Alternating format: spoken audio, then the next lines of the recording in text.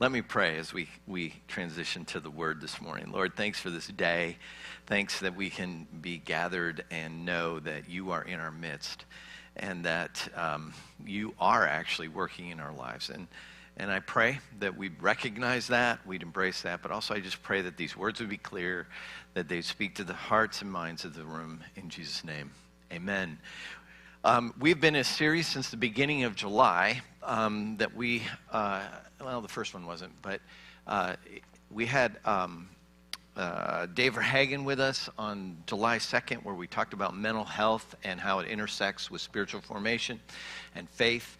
And then the last few weeks we've been in the verses in Mark chapter 12 about heart, soul, mind, and strength. And I want to read those verses as we kind of transition into this, and I'm going to make the connection, connect the dots between these things a little bit, just to remind you that we really don't experience life quite as parsed as this, like, oh, I'm living out of my heart, or I'm living out of my soul, or living out of my mind. They're so all interconnected.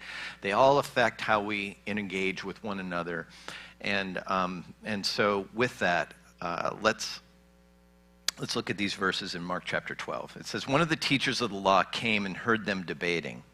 Noticing that Jesus had given them a good answer, he asked him, of all the commandments, which is the most important? The most important one, answered Jesus, is this. Hear, O Israel, the Lord our God, the Lord is one. Love the Lord your God with all your heart, and with all your soul, and with all your mind, and with all your strength. The second is this, love your neighbor as yourself. There is no commandment greater than these. Excuse me. This is not going well. Tim, did you rub off on me, or is this, okay. Keeping it human, you got it. And so Susie on July 9th spoke to the heart. And when she spoke to the heart, talked a lot about emotions and talked about how those things affect us and how we love God. And then last week I talked about soul, and it was about identity and how we live out of our soul, we live out of our heart, but we live out of the wholeness of who we are. And it overflows into this idea of strength. And strength, Susie will be speaking to next week about how it actually plays out in how we live our lives. This morning, we're talking about the connection between the heart, the soul, and the mind, and we're focusing our energy on the mind. And so with that, I have just an exercise I'd like to take you through, and part of this is to just get you aware of the fact that you have within you very much so a mind that is full of facts, full of ideas, full of imagination, and it has made determinations for you that I would say that you are convinced of, that you've decided this is true, and it has shaped how you live out your life.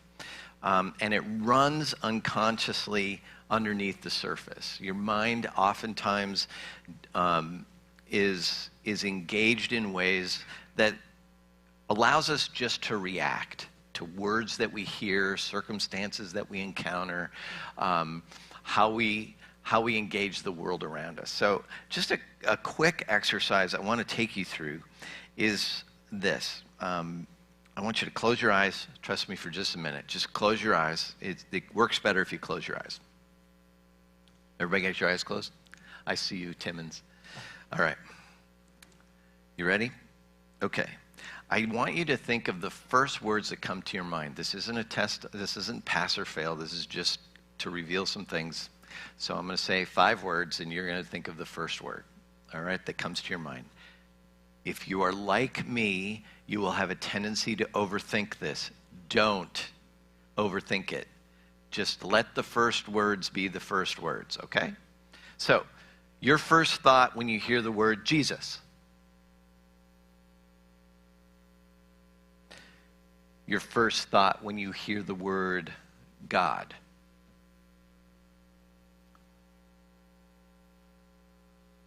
Your first thought when you hear the word church.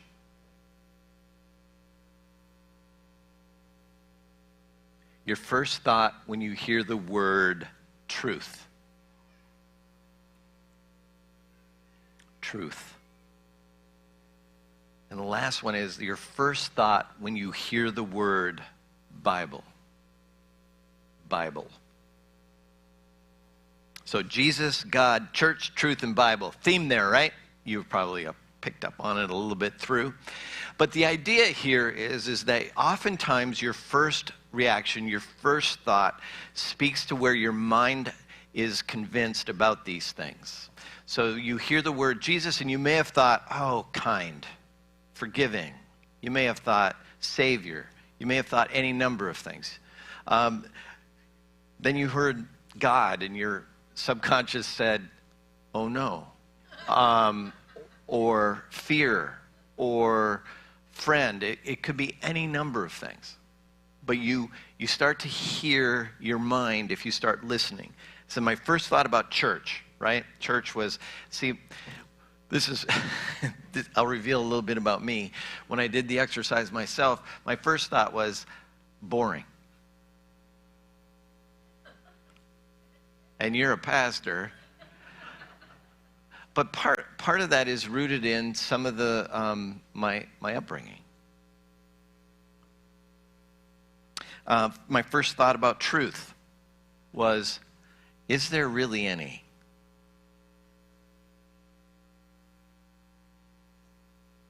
And then this is really telling. My first thought about pastor or about Bible was work. So I don't know what your thoughts were, but they reveal something about what's going on in your mind. It reveals kind of that subconscious thing that, and you can do a bunch of wordplay with this. You can go online and you can see a bunch of tests you could take if you want to. But it reveals a little bit of what's underneath actually how you respond to things. And it also connects it to emotion. I could have done the same thing. What is the emotion attached to this? Or what is the, not only the first thought, but how do you feel about it? Like you hear the word Bible and some people think, oh, or yay. I mean, it's all kinds of things, right? But it's how we have ultimately made up our mind about these things that prompts either emotion or a thought. Everybody tracking with that? Nope. Yep. Kinda. Okay. I know this is probably somewhat rudimentary at the beginning. So we, in our minds, will form what we believe to be true based upon obvious input. And I'd like to tell you this as well, is that you are constantly receiving input. Constantly. The only time you're probably not, and this is questionable because, when you're sleeping, but you still could be sleeping while the TV is on, or sleeping while you listen to something, or your spouse could be leaning over and going, let's go to Hawaii, let's go. So there's options when you're sleeping as well, but the amount of information that you receive in a day is mind-boggling. And it's coming from all different perspectives, and it's coming from the music you listen to the news you watch, the things you look at on your computer, to the people that you engage with in conversation, the radio, if you still have one, that you listen to in your car, you fill in the blank. But we live in a culture that is full of noise, that is feeding our minds. And I know you get that because you experience it probably every day. And there's something very absent for our minds, and we'll get to that. But what's absent is the moments in which the opportunity presents silence and reflection. And so let's kind of dive into this, and I want to take you first in talking about spiritual formation is the process of renewing your mind.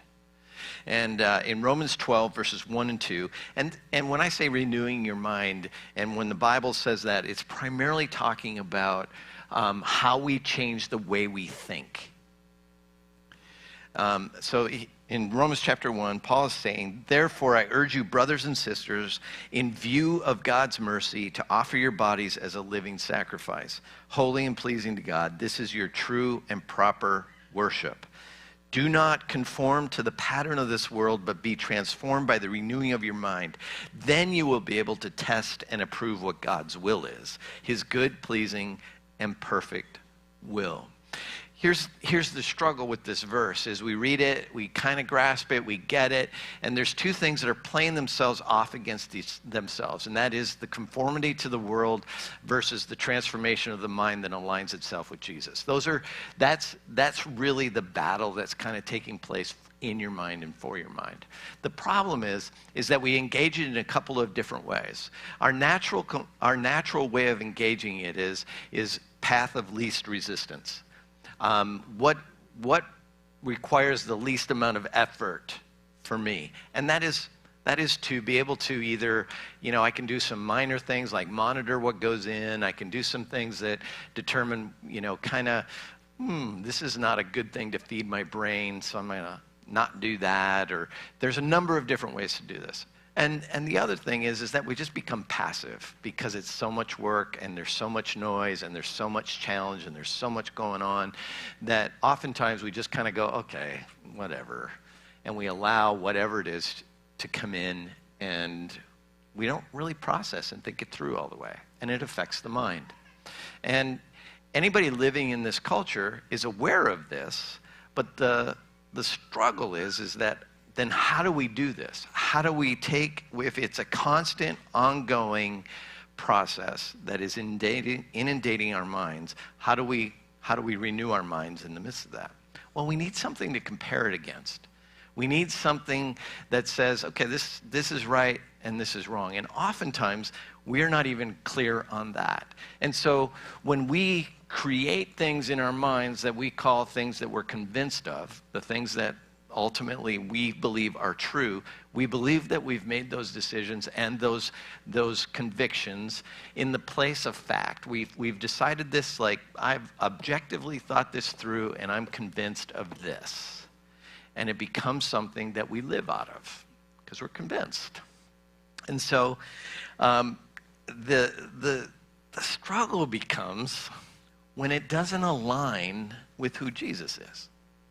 And as Jesus followers, one of the common things that we run into as Jesus followers, living in the culture that we live in a culture that tells us that success is rooted in how well we do financially, how well we do with prestige, how well we do in the way we look, and how it's a very much so a power, comfort, authority kind of culture.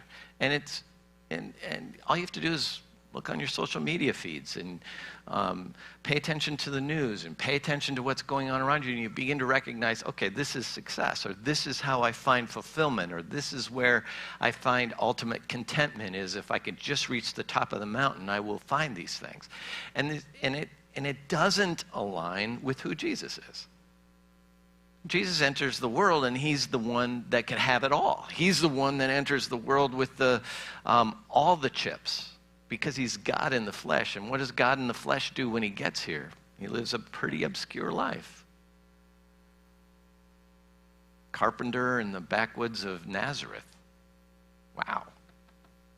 Not what we would call highly successful. And he lives this obscure life until he turns 30, and then he enters into wandering around with a group of fishermen. And we find that if we read the Gospels over and over again, as we read them, we begin to recognize what we believe is ultimately our conviction of what will bring us success or happiness. It's not what Jesus pursued. Actually, if we watch and we follow, he almost did the exact opposite.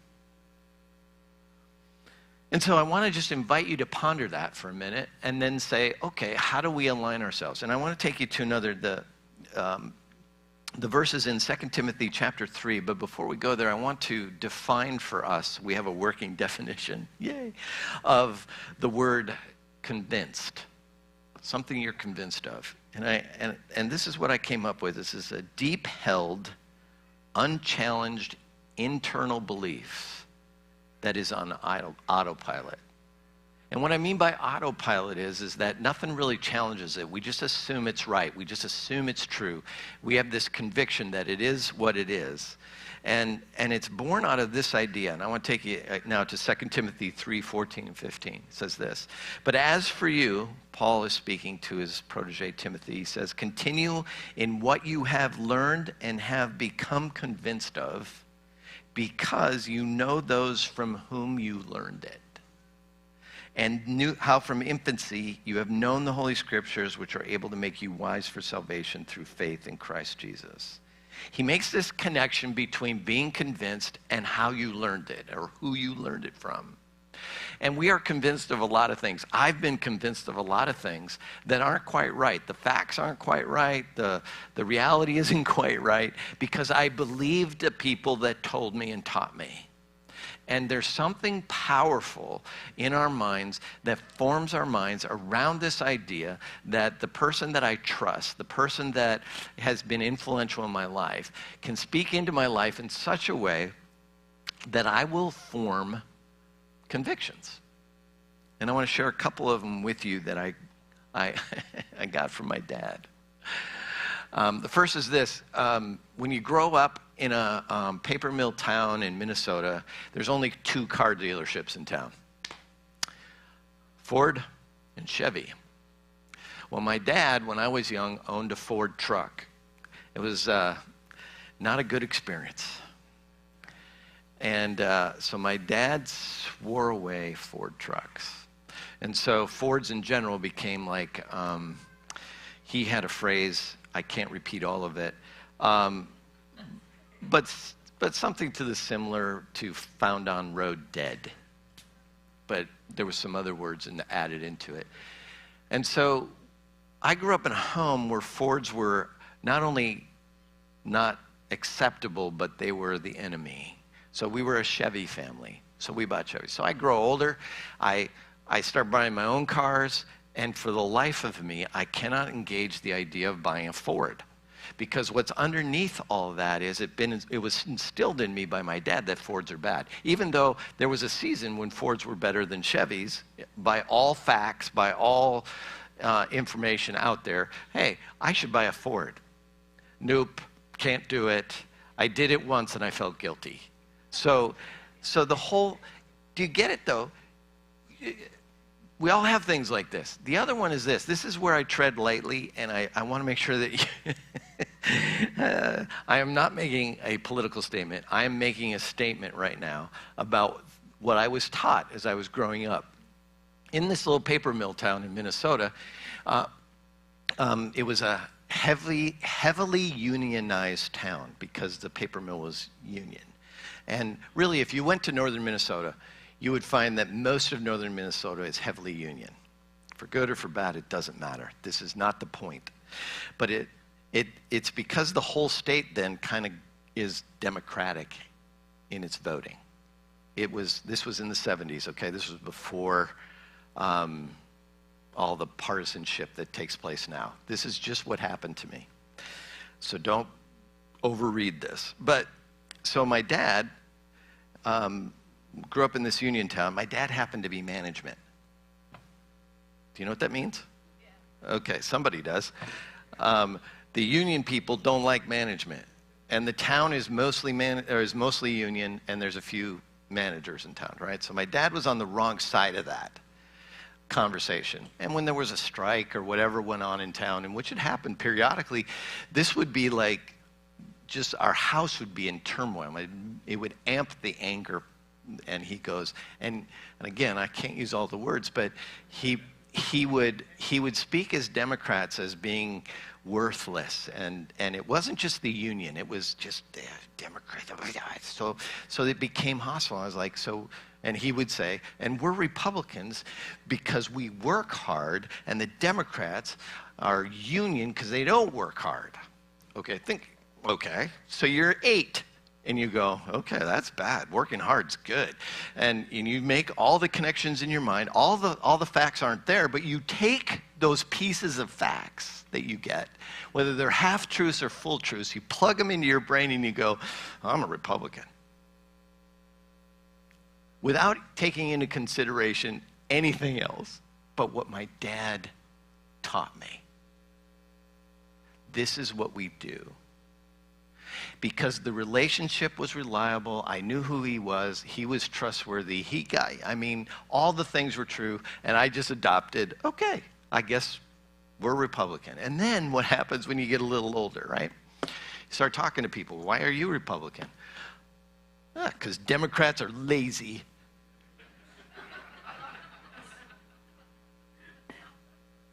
That doesn't sound right. You're exposed. You're exposed with your convictions are like, why am I Republican? I need to rethink this because that argument is bad, right? So, and the same thing with Fords and Chevys, although I still can't. I just can't do it. So I drive a Toyota. So.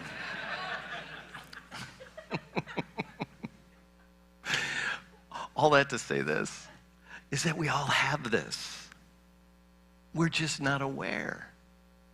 That was a conviction that ran underneath me until I was like, wait a minute. And somebody else said to me, Kevin, do you hear yourself when you talk? If somebody ever says that to you, pay attention. Do you hear yourself right now?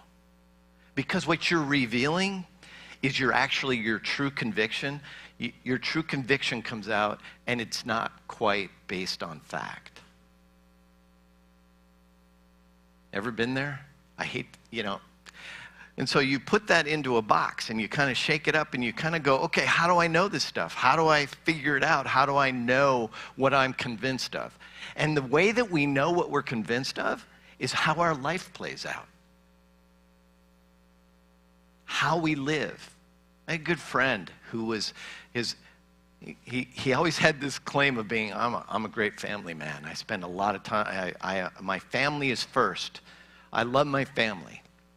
And eventually I said to him, dude, I know you think that in your head, but your life screams something else. You don't have time for your kids. You work all the time. And when you're off on the weekend, you golf. I'm like, you can say that, doesn't line up. And so the conviction underneath wasn't that he loved his family. The conviction underneath was, I should love my family, but I want to do other things. And we all have things like this where we're inconsistent with our convictions because our convictions need to be exposed. And this is part of the renewing of your mind. This is spiritual formation. This is the stuff that we ask of ourselves. This is why community is so important. As we gather, we look at each other, and we can say to one another and say, hey, you say this, and I see this. It's inconsistent. But if we don't have anybody in our lives being able to do that, a trusted friend, a counselor, somebody to speak into us, and we can receive it, then the odds are we'll just keep in our divided mind ways. Because it's so hard to see the blind spots without somebody shining some light on it with us and for us. And so, there are things that I went to seminary, and I learned things from seminary professors that I trusted, that I respected, that was wrong. So I had to unpack that. And now to shine the light on me, I've taught things that were wrong. I wish I had those back. People trusted me. And so we sit in this place of humility where we hold this open-handed. It's why we invite you into asking us questions. It's why we want to all be learners. It's why we don't feel like we have the final say. God has the final say. But at least we can move together as we orientate ourselves towards Jesus. In 2 Corinthians chapter 5, Paul again, he's speaking to the Corinthians church, and I really like this passage because it kind of makes me chuckle. If we are out of our mind, as some say it is for God, If we are in our right mind, it is for you. For Christ's love compels us because we are convinced that one died for all, and therefore all died, and he died for all, that those who live should no longer live for themselves, but for him who died for them and was raised again. See, being convinced, he's convinced that Jesus died for all. And so it has shaped the wholeness of his life. He's convinced enough to say that he can love these people. I have a core belief I can't shake. There are days, and I'm being very vulnerable with you for the moment. I have a core belief that I cannot shake, and it is this: that the church is supposed to be welcoming to all humans, and it is a community shaped by unconditional acceptance.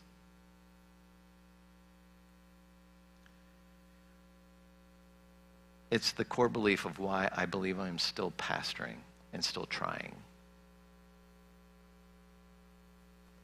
It's also when my emotions and mind connect the most, is when I'm in an environment where people are unconditionally accepting and unconditionally loving enough to be able to speak truth into each other's lives. And the reason I know this is a deep core conviction is because when it goes wrong, and it goes wrong here, it goes wrong everywhere, I feel extreme shame and guilt. And so this is where my mind, my conviction, my heart, and my soul all intersect, is at this conviction. And the sad thing about it is sometimes I don't even live this conviction out myself. And so reorienting myself is to say, what is compelling me? What is it that I'm convinced of? What is it that I'm not aligned with in my convictions? And then I realign. Or I do away with old convictions and adopt new ones. It is the struggle of spiritual formation for us. And it, again, if there's nothing other than what the church does for us most, is it exposes us. If we're truly a part of it, it exposes where we're double-minded. It exposes where we're not following Jesus. It exposes because we're around a group of people that are trying and oriented toward Jesus in such a way that, man, I'm not, why is this not the way of my life? And I would argue it's because we're not convinced it's the way. And so, how do we figure this stuff out? How do we go about changing the way that we see this or experience this? And how do we change our minds? Let me ask first, how do you change your mind? Do you change your mind? I've met a lot of people that are like very proud of the fact that they don't change their mind. You could call them stubborn. You could call them fixed in their ways. There's a lot of nice ways of saying, I'm right, and I'm sure I'm right, and you can't tell me I'm wrong even if I'm wrong. You can call that pride. You call that any number of things. To renew one's mind requires us to change our mind. To renew your mind, to follow Jesus in such a way that he says, don't conform to the world, don't be like that, don't just follow after it half-heartedly, but join me in this journey over here. It requires us to put off some things that we had put on. It requires us to put off the idea that there's a hierarchy of people that can be admitted in and there's ones that can't be. That there's somehow, some way we can disintegrate. Yeah, we can. What's the word I'm looking for? Gone. What? Okay. Anyway, we can determine who gets in and who gets out. Discriminate, that's the word. Thank you. And with that, there's this deep-held conviction that says, I should be able to do that. But aligning with Jesus says it's not really mine to do. Anyway, so I invite you into this in such a way. So here's the next thing I'd like to challenge you with, is that how do we recognize them? How do we recognize them? And that conviction in us when we have blind spots. And so here it is. The first one I would say is, do you have a friend that can tell you? A therapist maybe, a counselor, a trusted someone who you can go, look, do you see some things that are inconsistent within me? And if you are not known that well by anybody, this is where the church comes into play. This is the invitation. The invitation is to be known. Part of hiding in this world is to be able to hide from people that would ultimately help redirect you towards Jesus. And what is your response to that? Do you get fearful, like, oh no? Or is it like an invitation into something bigger, something different, some way to renew my walk with Jesus? Because that's the invitation. You can ask a friend. The other thing that I found that has been extraordinarily helpful for me when I take the time to do it is the first thing is silence. Hard to find. Takes effort to find silence in a world that constantly is speaking to you. Because we lend ourselves to being spoken to in ways now that are never ending. And I alluded to it earlier. You can't even drive in your car without either listening to, I can't, podcast or listen to music or whatever it might be, because it's so easy and so available and so easy to turn your mind off.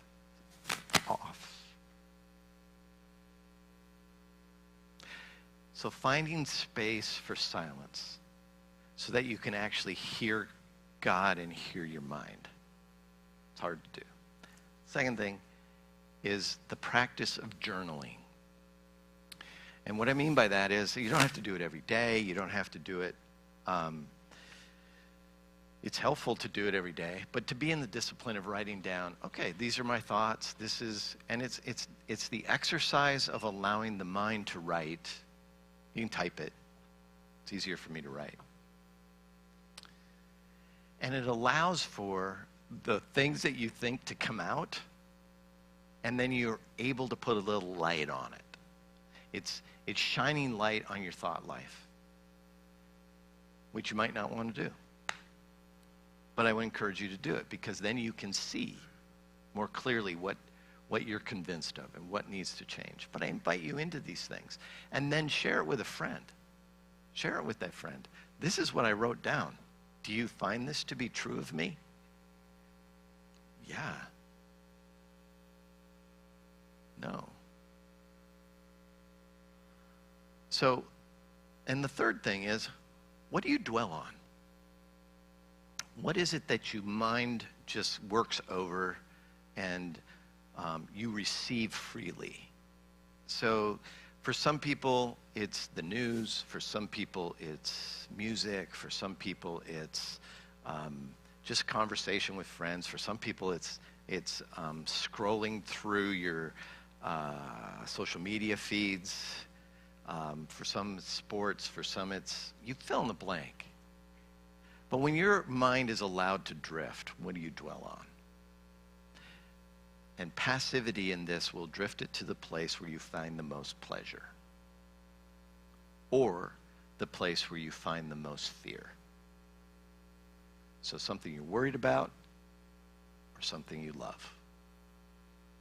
And in Philippians 4:8-9 it says this, finally, brothers and sisters, whatever is true, whatever is noble, whatever is right, whatever is pure, whatever is lovely, whatever is admirable, if anything is excellent or praiseworthy, think about such things.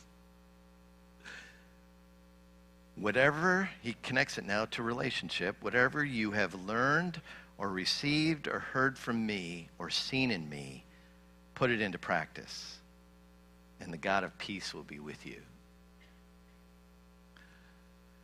And so there's this idea that we can actually dwell on things that will allow our heart's comfort, that will allow our souls to resonate, re-engage, will allow us to be able to sit in peace, would allow us those things. But oftentimes the amount of information that we are processing doesn't allow for us the space. It doesn't allow us the quiet.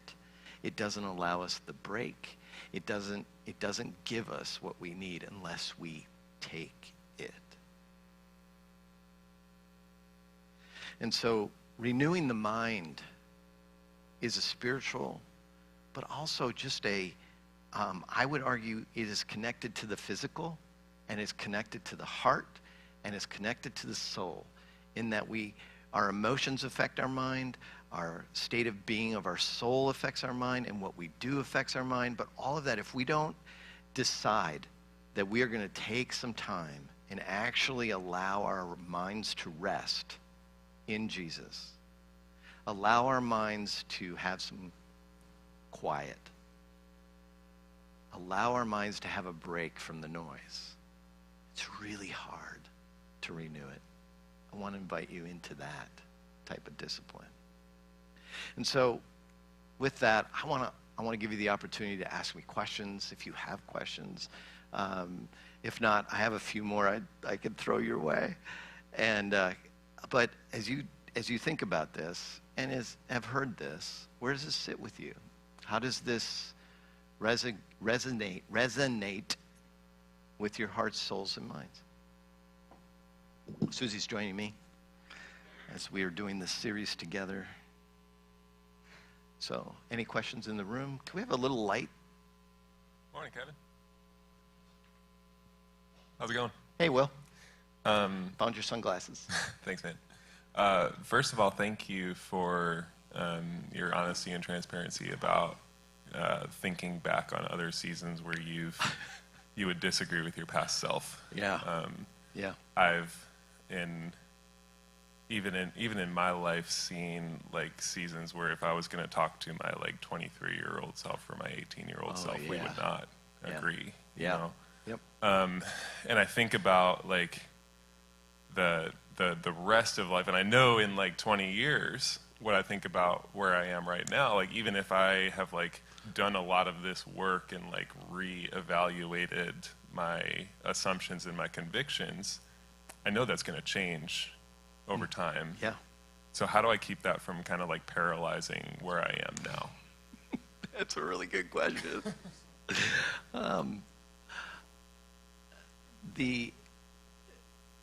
It never ends, okay? This is a lifelong path. And part of what I've learned over the years is to know how to protect my mind, so that I don't have as much to undo later. And part of that is what I allow in, what I allow to move beyond the cursory place to, I'm dwelling on something I shouldn't dwell on. So I've learned how to identify my dwelling mind. If you can identify that, it helps, because it's very revealing. The other thing is have relationships with people that will speak into your lives, that allow for honesty without defensiveness. The moment we become defensive, we're defending a position that might not be defendable. Even if it is defendable, the question needs to be, why do I feel like I have to? So I've become far less defensive of my convictions, and I also have learned how to say, you know what, I could be wrong about this, and it allows me to sit in it, and allows me to be okay. So, yeah, you're going to be wrong about some things. It's all right. The other thing is the orientation towards Jesus in this. Does it bring about people to go, oh, okay, I can see Jesus more clearly through this, or is my conviction point them away from him? That's the other thing. So I kind of have those things at play. Susie, you have any thoughts on that one? Well, there's another question that came in that's similar that might... Okay. It says, so Paul starts statements with phrases like, for I am convinced. So being convinced, having convictions, being certain is fine, but then most of Jesus's ministry was challenging the stuff people were sure of. You have heard it said, but I say statements. Yep. So how do I walk with appropriate, humble certainty so that I am still able to grow and change my beliefs? How do I stop replacing the Holy Spirit with certainty while still holding fast to what I believe? Yeah. That'll preach. That's great. I mean, it's so true, but the conviction part, unchallenged conviction is assumption. Unchallenged conviction is assumption? Yes, meaning I believe it, I assume it's right, and if I don't challenge it at all, the assumption is it's always right. Right? So hold as few of those as possible. And walk as though you humbly are teachable, be teachable, and allow for the possibility of being wrong.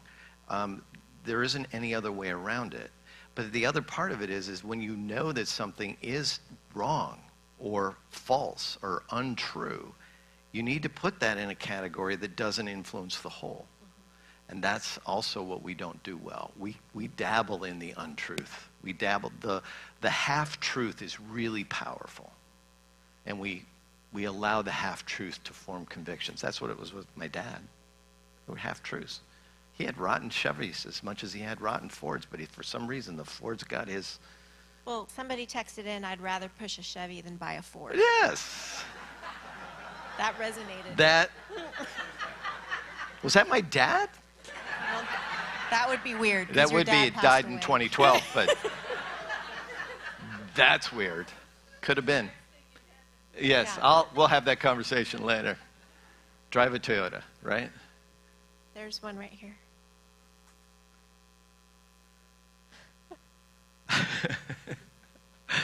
That's awkward. So, as a parent, teaching our kids about God and, like, I was raised in the church. I feel like a lot of my undoing things has been so complicated because I'm like, I was taught these things when my brain was developing. Yes. So it's so hard to be like, I have to undo that. How do I know it's really true? Right. And I was given a lot of answers that just, like you said, it was just like, oh, yeah, okay, so this is bad, this is good, this is what I'm supposed to do. Right. So as a parent, I have young kids, like 7 and under, and that's brought up a lot for me where I'm like, I don't know how to answer your questions because I don't want to give you insecurity of like, well, I don't know, nothing's true and who knows what the world, like, because sometimes I feel that way and that, like, that's my position right now where I'm like, probably everything's a lie and we just don't know. So I don't want to make them feel fear That's and really anxiety and giving that to them. But I also don't want to hand them things that are these truths that's like, this is how it is, and this is who God is. Yeah. Like, how do you parent through that? You're closer to that right now than I am. Yeah. I mean, I can tell you how I wish I would have parented when my kids were little. For sure.